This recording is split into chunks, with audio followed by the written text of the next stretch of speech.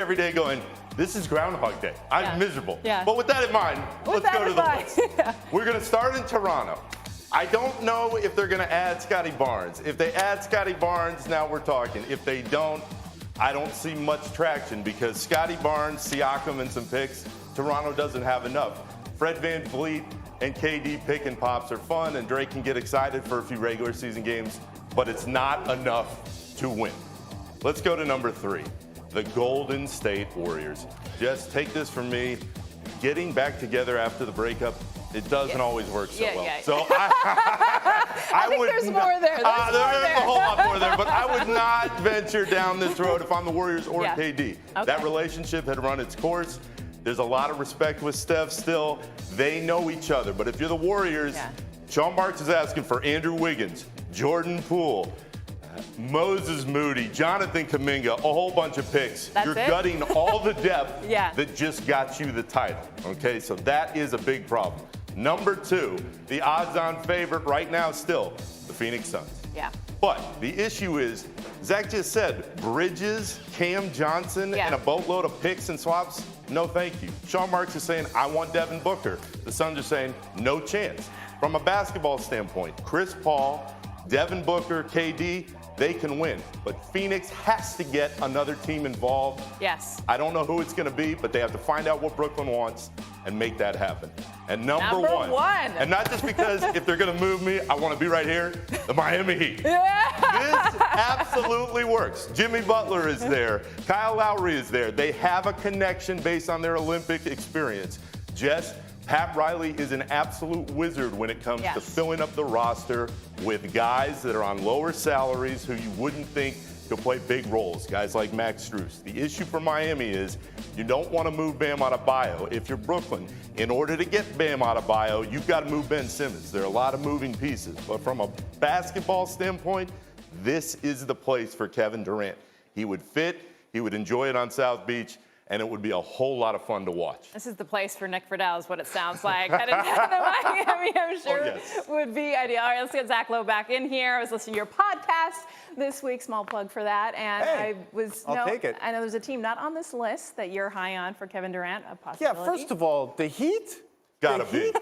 Jimmy and KD? You got a Bam problem, though. I got to have Bam on the Heat if I'm trading for Kevin Durant. Riley is a wizard. He'll find a way. You never underestimate the Heat. But how do you not have the New Orleans Pelicans on your list? They have 1 million draft picks, all their own picks, plus a Lakers pick, plus a Bucks pick, tons of young players, and a ready-made centerpiece in Brandon Ingram. And as Wendy noted earlier, the market right now is not as frothy as the Nets had hoped. So if I'm giving you Brandon Ingram, maybe I don't have to give you all the boatload of picks, all the boatload of young players. I can keep Herb Jones. I can keep Dyson Daniels, maybe, whatever young guys you pick. That's a team I'm looking at. That's a hard decision. Brandon Ingram is really good. He's 10 years younger than KD. He is like kind of a young KD, not as good as KD was at that age. That's one I would lose a lot of sleep over if I were running the Pelicans because I'd be very, very tempted. And there is some risk involved when you trade a player that good. Here's the problem, though. Kevin and Zion together. That's a problem? No. It could work, but injury-wise, I would lose even more sleep on the possible pairing because we don't know what Zion's going to be, even though he signed that deal. And Jess, when you have Kevin going into his age 34 year with all the injury concerns he's dealt with, you'd much rather have Ingram to build with as opposed to Zion in a guy who remains across the league a huge question. Well, you can bet New Orleans will try without including Brandon Ingram. I just don't think they have enough, even if you add up like 6 of their young guys, just in terms of salary. And again, that's why Sean Marks is crying. Listening to this whole thing going, oh, not again. It's Groundhog Day. It's bad. Yeah, all right. So those are potential destinations for KD. How about Kyrie Irving? What do you got, Gross? Oh, sure. Give me the tough one. Look, Kyrie was in attendance at the LA Sparks game last night, and so this led to obvious speculation because Kyrie's, been rumored to be going to the Lakers for the last couple of weeks. He obviously, the Nets are talking about trading him, and LA seems to be the most interested team based on everything our very knowledgeable basketball people have told us. So let's bring those knowledgeable basketball people back in to talk about this. Brian Windhorst, what do you make of Kyrie being at the Sparks game? Well, first off, I love the new Zach Lowe conceit of comparing transactions to lunch orders.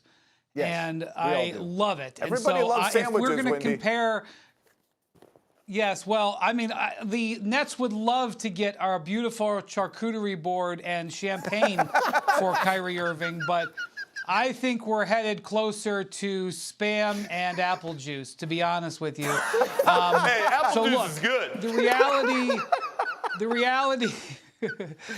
reality is that the market for Kyrie Irving is very narrow. And it's not just narrow. I mean, again, when I talk about the market, I'm not talking about the player's talent. This is a question about the market. Kyrie is an extremely talented player, but at $36 million, with 1 year on his contract, it is hard to find teams that have the construction to offer who are going to accept the risk. And you can spend 5 hours looking at it, and you're going to come down to one answer. The only team is the Los Angeles Lakers. And all they have to offer, any trade with the Lakers and Nets for Kyrie Irving has got to have Russell Westbrook in it. It's just gotta. And he makes $11 million more. And at this point, when they both play, he is a downgrade of talent.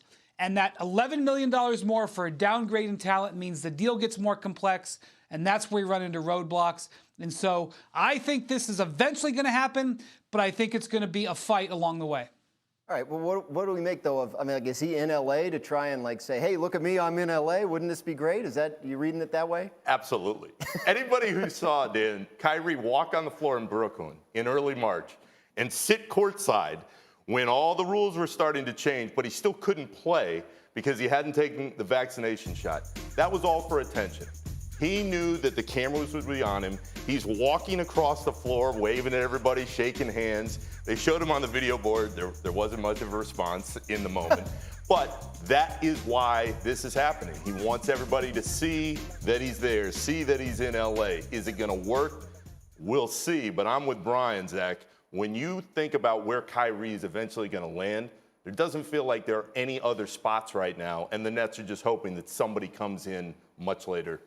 You mean there's not a ton of demand for a guy who never plays? I mean, I can't believe it. But look, Wendy mentioned the $11 million salary difference between Russ and Kyrie. That makes a huge difference to the Nets if they acquire someone in the Durant deal that's signed and traded to them, because then they're subject to a hard cap. It's very complicated. But look, if I'm the Nets, this is no longer about the talent or the fit. It's about, you want Kyrie Irving in LA because you know you can't win the title as presently constructed. You give me 2 draft picks, both the ones you can trade, both the ones that are available to trade, 2027 and 2029. Otherwise, no deal. I'm just making a deal for the picks. Everything else is just collateral damage. Give me the picks. We're transitioning to our next phrase. I think that's a deal that makes sense for both teams. And Dan, if you're Brooklyn and you've already lived through last year where you weren't sure if he was going to show up or not, and then he couldn't play at home because he didn't take the shot, what do you care if he starts the season playing or not? You say, we will hold this out, we will play it out until we get what we want from the Lakers, because you don't care if he's really going to be there or not, because you know his future's not with you. You don't care. And also, I do think the longer this goes,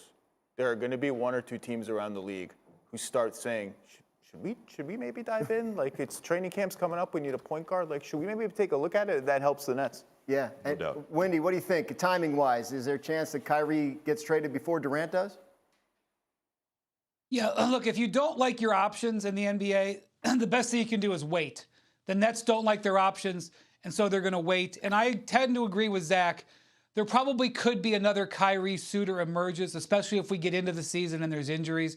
But you're not going to get past the $36 million. I know that we can construct trades and make it easy, but when you actually have to do it as teams, that $36 million is hard to get to where you don't harm your roster. And that is it's a bar for the Durant trade, it's a bar for the Kyrie trade, and it's a factor for the Nets as they try to assemble a team this year and going forward. Yep, easy for us to make the deals when we don't have to write the check. Sean Marks just hit his head against the desk. Poor, don't do this to Sean Marks is croaking watching this whole thing. We're going to keep doing it, though, because it's fun. Time now, though, to get up and go. Top NBA draft pick Paolo Banchero made his Summer League debut last night in Las Vegas, and he was real good. Banchero had 17 points and 6 assists as the Magic defeated the Rockets 91-77. At Wimbledon, there will be just one semifinal match today after Rafael Nadal withdrew because of a torn abdominal muscle. Nick Kyrgios will face the winner of the match between Novak Djokovic and Cameron Norrie in the final. Meanwhile, there was a surprise at the top of the NHL draft. In front of their home fans, the Canadiens took Slovakian winger Juraj Slafkovsky with the top pick. Center Shane Wright, who many thought would go number 1, slid all the way to 4, where he was picked by Seattle. And on to soccer, the U.S. women's national team has booked a spot in the 2023 World Cup. Sophia Smith scored twice as Team USA beat Jamaica 5-0 in the CONCACAF W Championship in Monterrey, Mexico.